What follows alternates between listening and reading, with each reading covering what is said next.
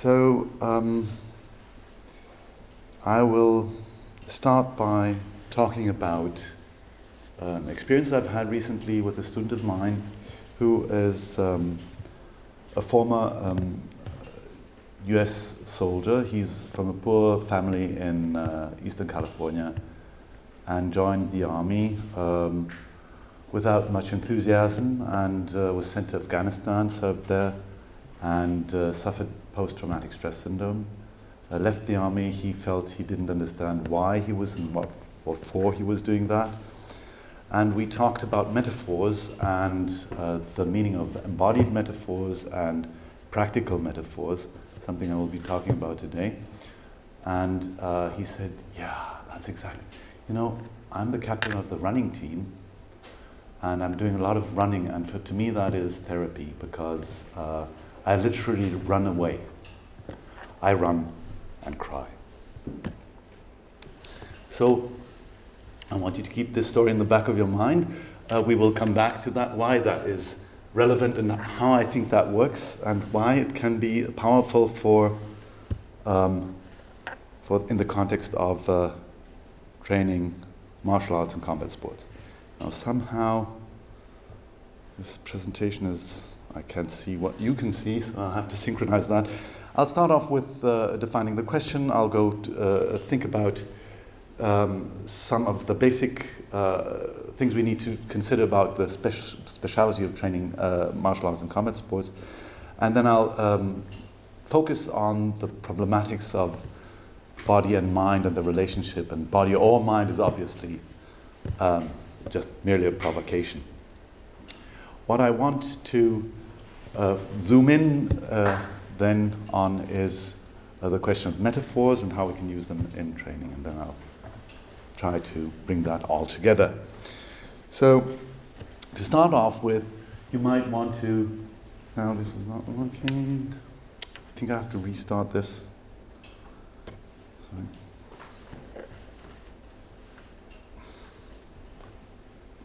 Oh, that's not what I wanted. I apologize.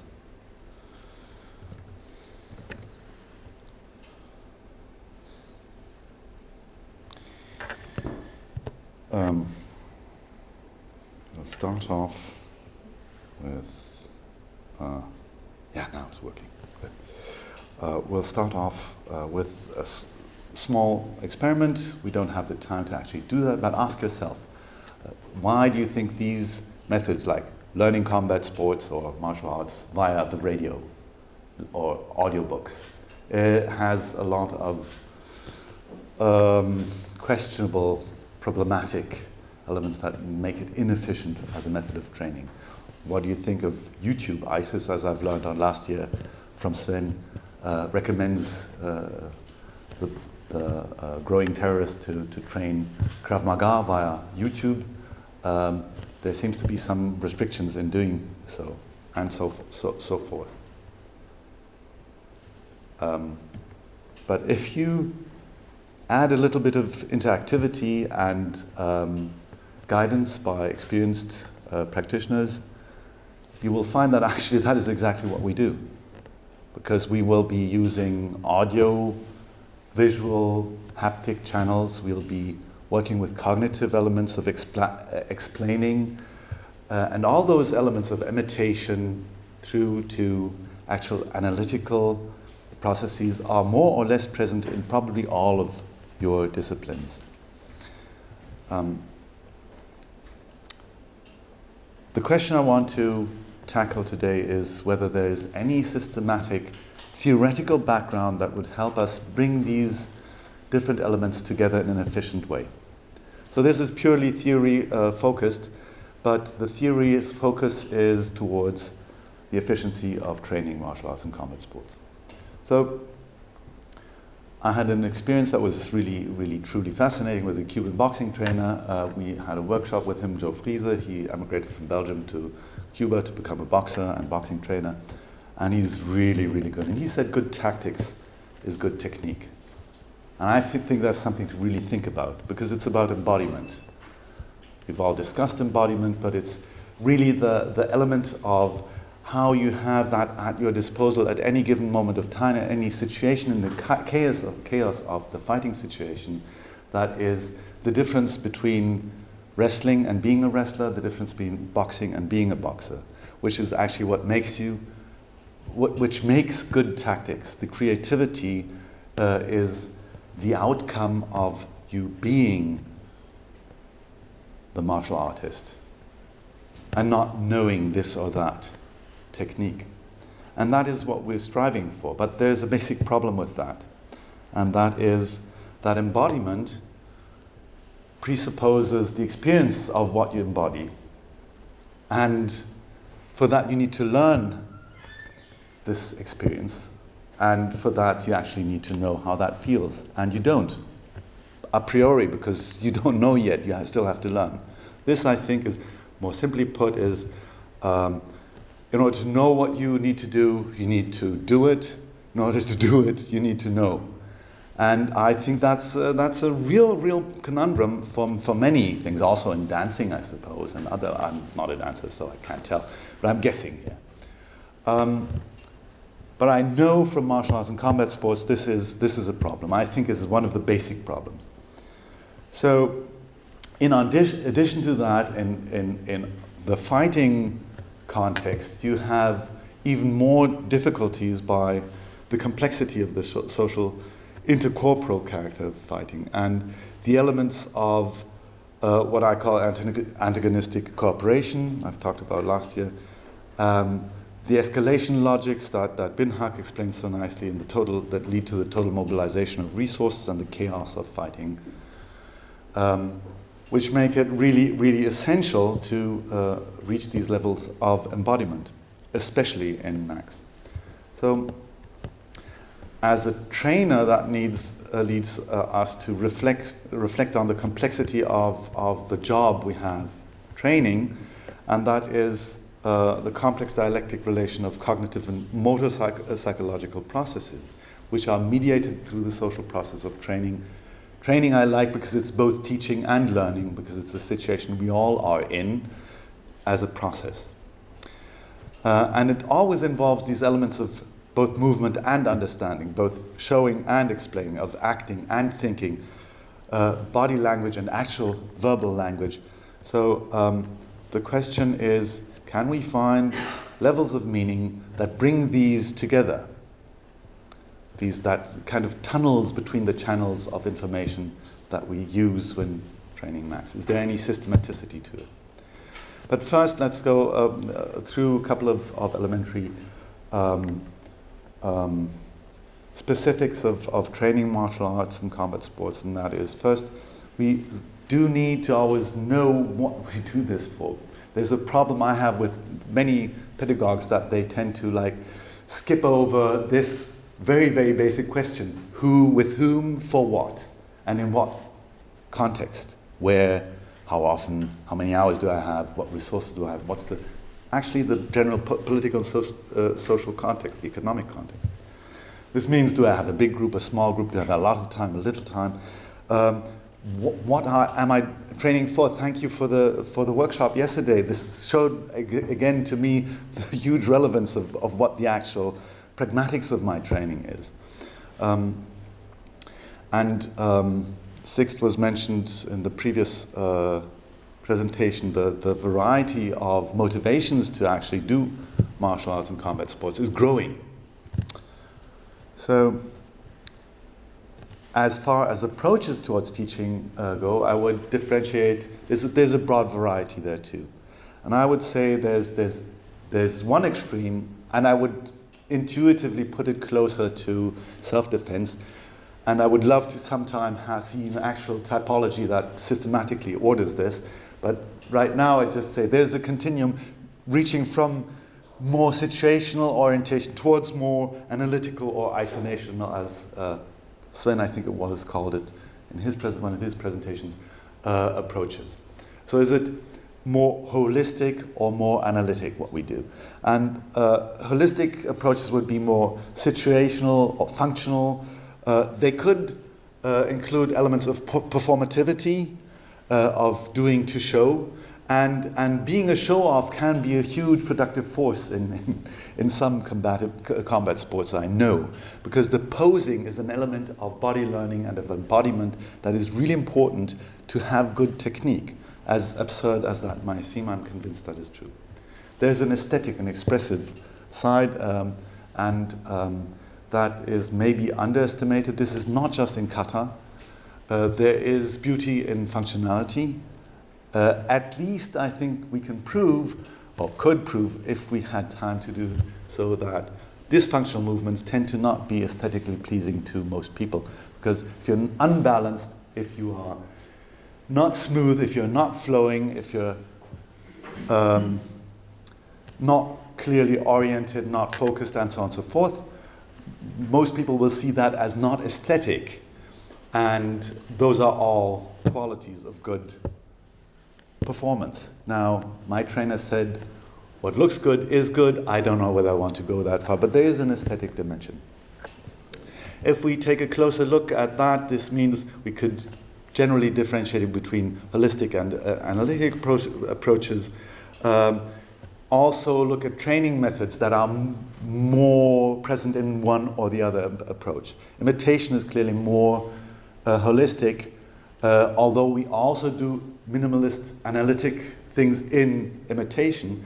But if we want to see a thing as a whole in context, it is easier to see Gesamt, as in psychology, then it's easier to see that as something that we visually perceive and then imitate. Verbal teaching classically would be closer towards the analytic approaches, where you say, first you put your foot there, then there's shoulder breadth, and then you tilt your hip, and then you slightly in your knees, and then you lower your, and so on and so forth. So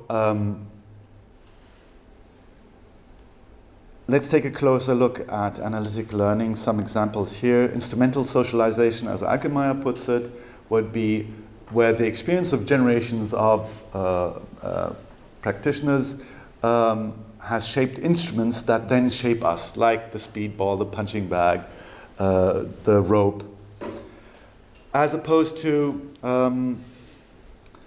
general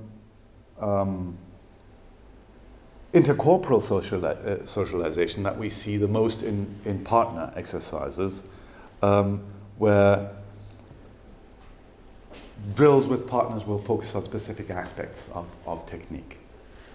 And then there's those elements where we introduce some kind of restriction in our action, both formal or material, or by rules that help us develop the strength of or eliminate mistakes in specific techniques.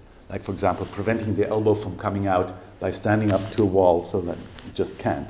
Or one thing that is actual wisdom, not maybe, it's something a trainer told me, but having like illnesses or something wrong with your body as an opportunity, or as Homer Simpson would say, Christ-opportunity, to train other elements of your skill set.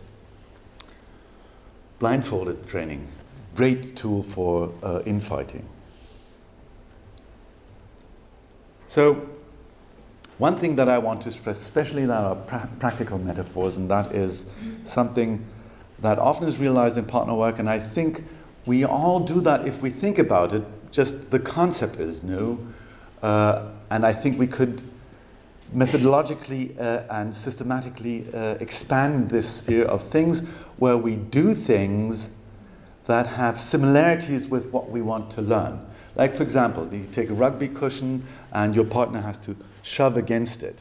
So this will train your ability to actually project force forwards, obviously towards your opponent then, who then is not a rugby cushion, but a real person.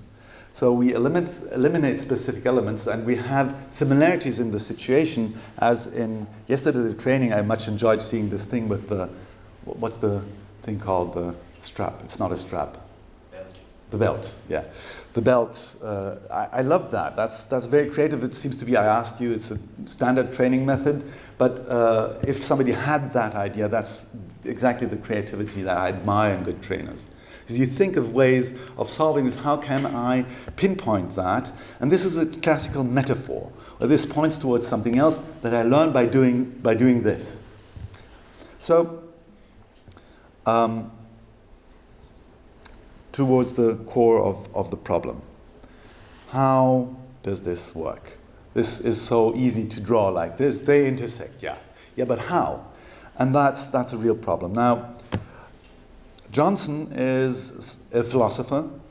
I actually do not quite agree with him. He's a materialist to the extreme, and he worked together with Lakoff. Now, if you had any linguistic studies in your study program, they're the guys who came up with the book Metaphors We Live By. Hugely, that shook the linguistic world because they found out about the importance of metaphors of a way of organizing our thinking. I'll come back to that later. Right now, for the time being, I want to emphasize that there's a lot of people who think that meaning and cognitive functions are very closely connected to our bodily experience.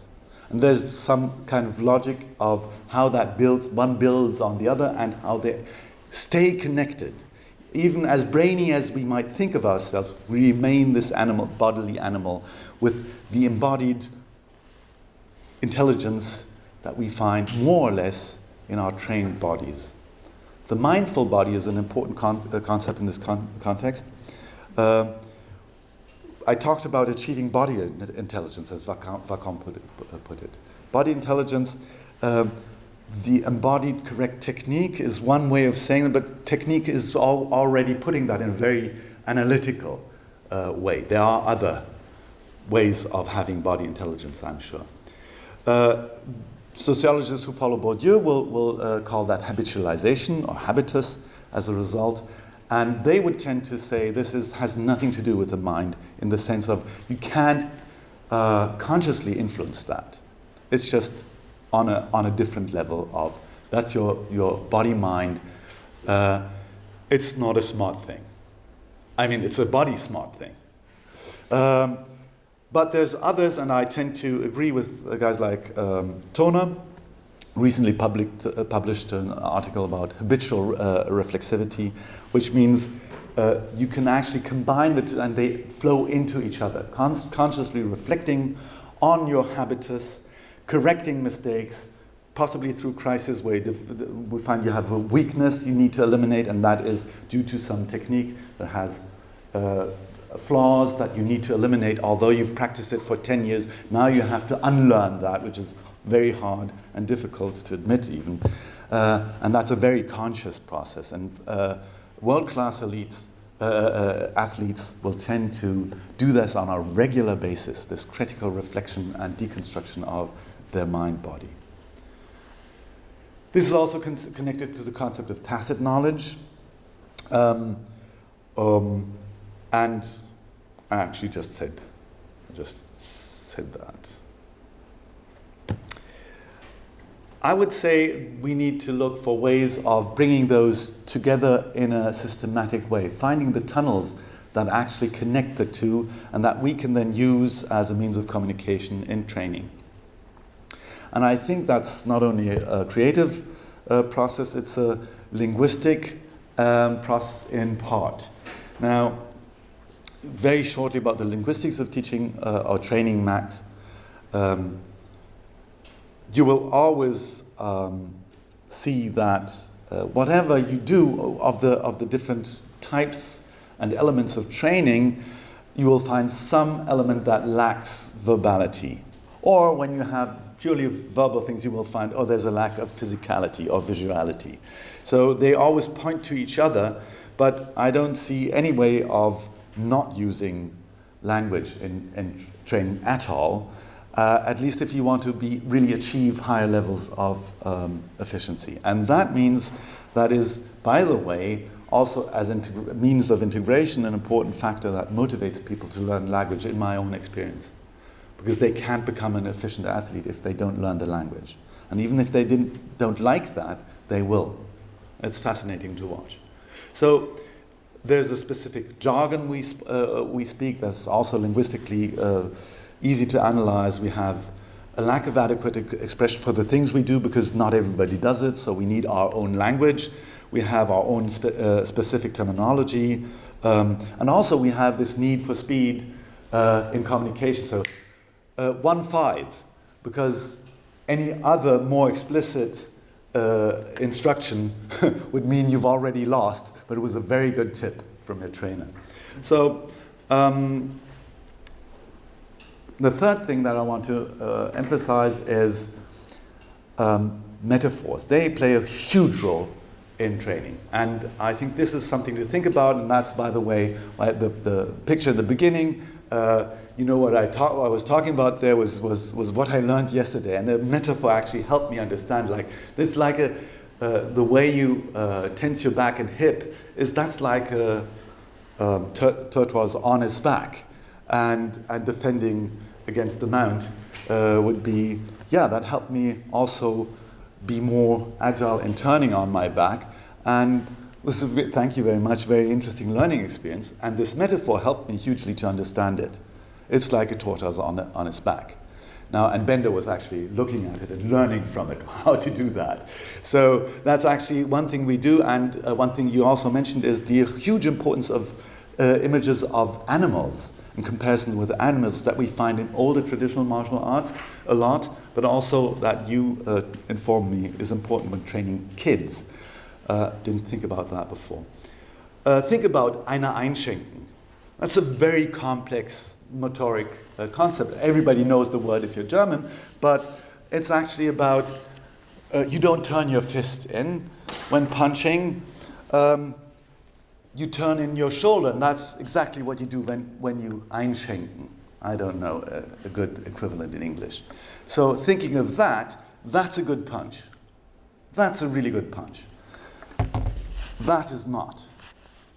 But that's not how you Einer einschenken, right? That is good Einer einschenken. So if you punch like that, you bring your shoulder in, you use the force of this huge muscle, you have more reach, and so on and so forth. So, heavy hands, another very good example. That's from the English context. You will see in every language you have different metaphors. Heavy hands is actually something that is an expression for powerful punching. Now, why heavy? Because it emphasizes the relaxation that is necessary to be efficient in punching. Now, I thought I was unique in developing the idea, the concept of training that by letting your arms actually fall, but going into a position where we can let your arm fall, and you have to teach people to bring in the shoulder because otherwise they hurt their elbows. This is if they do it well, and you don't turn in your shoulders, you'll hurt your elbows. So it's very important to have that in mind. But then if you just really drop your arms, you feel the weight of your arms, and that is a way of experiencing the relaxation, because it's not much use to tell somebody to relax. Relax already, right? So there's also an example for a verbal metaphor that can be turned into an actual practical metaphor, the concept that is not yet developed in linguistics and that I would propose as some job for future work to do, to actually systematically describe. So what we have, though, in linguistics is the concept of embodied metaphors. And this is my last point. Before I try to bring it all together, that is that our cognition is metaphorically, as I mentioned, organized, the Lake of Johnson being the starting point of this discussion. This is very well established now in linguistics, and example would be, for example, warmth and closeness as a metaphor for emotional relationships, positive emotional relationships, something we experience as kids, being held by our mothers, feeling the actual, not metaphorical, warmth and closeness, which is then translated into a metaphor for expressing emotional relations. Now, this also relates to balance, to weight, to speed, to acceleration, and so on and so forth, which is something we could systematically make use of. And I intuitively have always done, and I'm only now understanding what I'm actually doing there and how we could exploit that more systematically. So, for that, we need to somehow develop a semiotic concept of embodied metaphors that includes this, what I call practical metaphors, and this is a job still to be done. To come to a not really practical conclusion, but because that would be far too early, this is merely theoretical talk. I think it would make a lot of sense to try and bring the different sides of haptic, bodily, visual, linguistic elements together and try to find the what I call isosemantic lines, that the things that of the equations you find on all levels of communication and experience, which we can then connect. And if we trying to overcome this basic contradiction that I mentioned in the beginning here, trying to overcome that, once we always run into a wall. I cannot show this to you, I cannot explain it to you. Well, maybe I can make you feel that. Or maybe I can give you, if that doesn't work, maybe I can give you a metaphor. Once we run into a wall trying to overcome this, try just switching channels. That's a practical conclusion that I have practiced intuitively and that I think can be systematically done. Maybe metaphors help. So this also would be a nice experiment. We could actually do this also as maybe one of your students would want to do that. I would love that. I would actually offer to be the counselor for that. I don't have any students who would be interested in this. So where would you put tactical skills? I think this is a clear case. Is that body, lived body, Leib, a Körper, Leib, body, lived body, interbody, which is my term for the thing of intercorporality, emotion, cognition. Where would you put the tactical element of sports? Yeah. Cognition. It's a very clear-cut case, is it? Or is it? There's a lot of pedagogues here. Well, I saw that one coming. Yeah, think about it, what I said in the beginning. De Vries, the Belgian Cuban. The fascinating thing to say is have the chutzpah to say good tactics is good technique. It's the lived body of the wrestler, of the MMA fighter that has the intuitive, not only reaction, but also tactic that comes to mind. I'm tempted to say, but it comes to body too, because there is no difference between the two. That makes the good tactics of this very skilled fighter. And that is something that extends over the interbody also. There's, I'll cut this short and I won't be the smart aleck that, and what's this, what's that, I'll just show you what I think. I think the basis of all is that everything embodiment related always tends to spread over all those dimensions. And that's what makes it so relevant to study the connections between them. So in the case of rhythm, you see that is not only lived body and not only life, but it is something that we do together. There's a rhythm, having rhythm, breaking rhythm I talked about last year, that is very, very important in all fighting, I think, and that means there's an emotional and a cognitive side to it.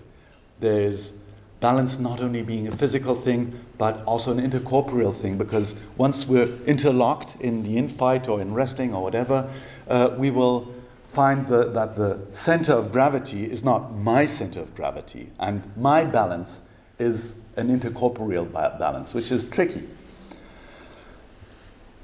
Speed. What is speed? Effective speed. When you didn't see that punch coming, that was a fast punch. Was it fast in kilometers per hour? That's the knockout. You all know that quotation. That's a knockout punch. I didn't see that one coming. Yeah, that's the one that knocked you out. That was fast? Yes, it was. Effectively fast. How many hours per kilometers per hour? I have no idea. That is not so relevant, because if he tricked you to look that way and then punched you from there, that's speed. So it's a cognitive thing too, and it's an emotional thing. So is strength, and I think this should suffice to just shake this kind of concept we have of body-mind dualism in a productive way, not just stating once again that we need to come away from this Cartesian concept. We need to, okay, we all agree, I think we all agree on this like for 20 years now, but so how are they one? That's understudied. And one thing, this is just a picture, it's merely like an idea how you see them closer and closer related and less far away from each other, that they're actually not organized as a continuum from A to Z in a linear fashion, but in a multi-dimensional way. Thank you for your attention. Jakob, thank you very much for this exciting presentation. Excited in two ways, but I'll let you cover first, please. Your questions. Wollen wir Deutsch? Oder? Ja, gerne Deutsch, überhaupt kein Problem. Ich hatte nur, das war so viel Zeug und das irgendwie in der kurzen Zeit jetzt auch noch umzuschalten. Also, vielen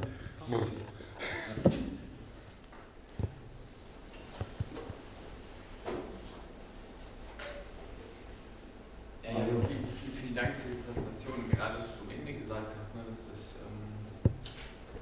zeigt ja auch nochmal in die Richtung, dass ja eine Integration sozusagen das Wichtigste in der ganzen kämpferischen Kultur ist. Und ich glaube, wir uns über die Jahre einfach noch ein bisschen durch diese Teilung oder versucht haben, es isoliert zu betrachten, da keinen Gefallen getan. Und deswegen auch total schön zu hören, dass aus einer anderen Perspektive, dass du zu einem Ergebnis da kommst. Vielen Dank dafür. Nur als so Kommentar. Dankeschön. Es ist auch was, wo diese Grabenkämpfe ja auch zwischen den Disziplinen ist auch so ein Ding, wo man sagt, das hat ja schon Gründe, aber ist es so produktiv, ja? Was kann man voneinander lernen auch? Dann, oh, das ist doch eine gute Idee, nehme ich. Eine Sache, die uns vielleicht verbindet, viele von uns verbindet, ist das Whatever Works. Wir sind Cyborgs, ja, integrieren wir, super. Ja, das hat dann ein bisschen wirft dann Probleme mit der Systemhaftigkeit von dem, was wir machen, auf. Aber solange das rund läuft, nehmen wir doch alles. Und diese Allesfresser-Mentalität finde ich persönlich super. Also ich mag das sehr gerne. Also ich denke im Moment gerade, ich hänge noch mit deiner letzten Frage, Körper und Geist, wie sind sie eins? Und immer wenn man dann von Ganzheitlichkeit spricht, dann ist das esoterisch oder was. Trotzdem, mich begleitet diese Frage natürlich auch schon ewig. Und bin jetzt gerade, weil ich heute auch ein pädagogisches Thema oder wir auch nach pädagogischen Tagen sind, in den Lernprozessen. Wie ist das eigentlich? Aber ähnlich in unser Gespräch mit Holger gestern. Was ist eigentlich zuerst, wenn man motorisch etwas lernt? Ist es das Wissen von dem, was man lernt, oder braucht man sozusagen im Geist, in unserem Gehirn ein Bild von dem, was man machen will, oder ist wirklich zuerst die Bewegung, oder ist das gar nicht der Fall? Das ist wahrscheinlich letztlich die Lösung, aber es ist trotzdem, wenn man Lernen anleitet, fängt man ja doch immer wieder an, Vorbilder zu geben oder Aufgaben zu geben oder Informationen zu geben, sodass Menschen in Lernprozesse sich begeben. Und vielleicht ist das wirklich so zivilisationsbedingt, dass es mehr diese verschiedenen Lerntypen gibt, kognitiv, wahrnehmungsorientiert und so weiter, erfahrungsorientiert. Das ist jetzt, ich weiß keine Antwort darauf, aber die Frage finde ich richtig spannend. Zu weiten Teilen geht es mir genauso. Ja? Ich versuche so zusammenzusammeln, was ich so habe, verfügbar an theoretischen Ansätzen, die ich kenne, und versuche sozusagen die Frage so ein bisschen zu umzingeln. Ich glaube, die Frage, ist es primär körperlich oder geistig, die unterstellt schon eine Antwort, nämlich dass das zwei getrennte Sachen sind. Wenn wir sagen, dass die Sachen zumindest einen großen Überschneidungsbereich und einen ganz hohen Verwandtschaftsgrad haben, dann kann man die Frage in Frage stellen. Ja? Also natürlich, irgendwie, wenn ich wissen will, ob jemand Links- oder Rechtsausleger ist, dann gehe ich von hinten an den ran und schubs den. Ich frage den nicht, bist du Links- oder Rechtshänder, sondern ich will wissen, mit welchem Bein er ausfällt. Ja?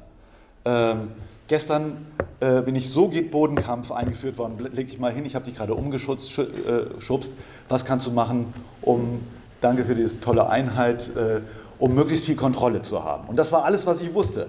Also das Erste, was ich gemacht habe, war wegrennen. Dann musste er Ja, das habe ich übrigens auch gelernt, zufällig. Finde ich sehr wichtig. Aber es ist schwierig, weil du musst dich rumdrehen, starten. Das kann man auch trainieren.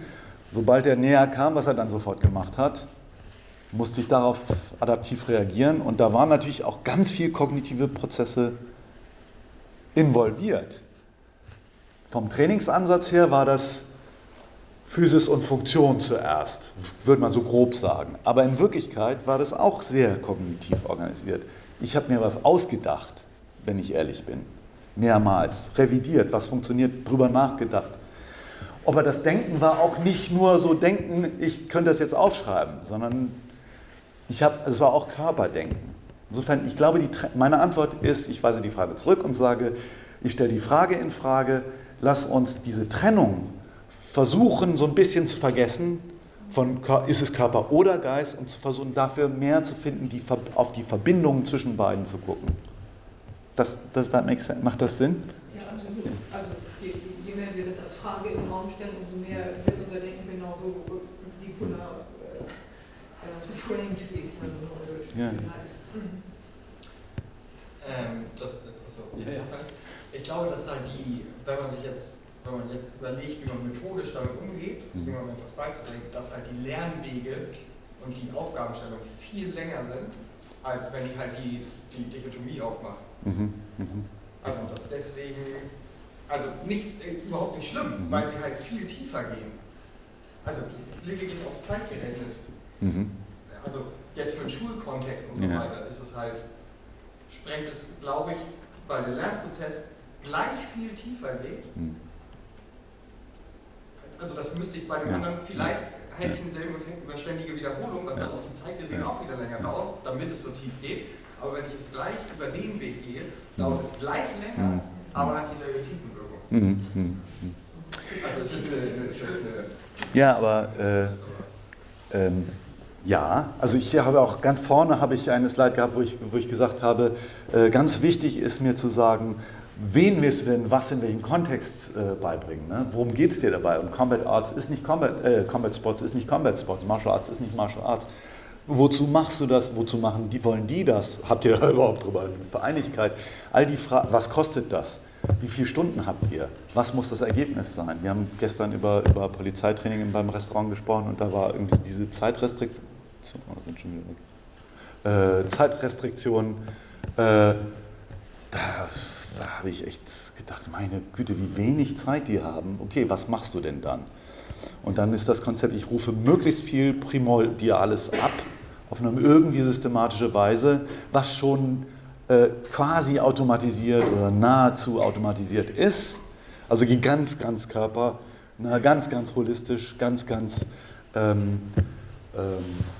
körperlich vor, funktional orientiert. Aber ist das eigentlich so, wenn man sich ich würde mir gerne auch mal hospitieren bei so einer Unterrichtseinheit. Du zum Beispiel hast auch sehr in die Richtung gearbeitet, ja, weil du auch nicht so viel Zeit, du hast ja keine Klientel, die gerne auch noch dafür zahlt, dass sie mehr zu dir kommen kann, ja, wie im Gym, sondern du musst dich da kurz fassen. Ich sehe das auch schon, ich auch. Aber schau mal, was du mir alles verbal erklärt hast, während wir da interagiert haben. Da war ganz viel kognitiv passiert. Das war höchst intellektuell, unsere Unterhaltung. Aber eine körperintellektuelle Unterhaltung, die beiden Sachen verbunden hat. Und das finde ich gerade das Spannende. Also würde ich sagen, nein, lass uns auch versuchen, das zu schauen, wie viel man da rauskriegt, wenn man die Sachen eher, die Nähe von den verschiedenen Elementen zueinander und vor allem die Tunnel zwischen, ich nenne das Tunnel, ja, wo die durchtunneln, durch diese verschiedenen Dimensionen finden, wie bei Metaphern, schwere Hände zum Beispiel. Ja, wir hatten ja erzählt, die Trainingsübung gibt es schon bei Tai Chi, irgendwo in einer anderen Sportart gibt es die schon, dass man das lernt, die Hände fallen zu lassen. Du warst das nicht, ne?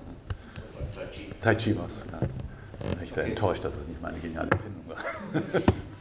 Jakob, nochmal vielen Dank für den sehr inspirierten Vortrag. Also ich hätte noch 2, 3, 4 Sachen und da Norbert auch noch, merke ich, aber wir müssen das jetzt in die Pause verlegen. Vielen Dank, super spannend. Danke euch. Für die Organisation.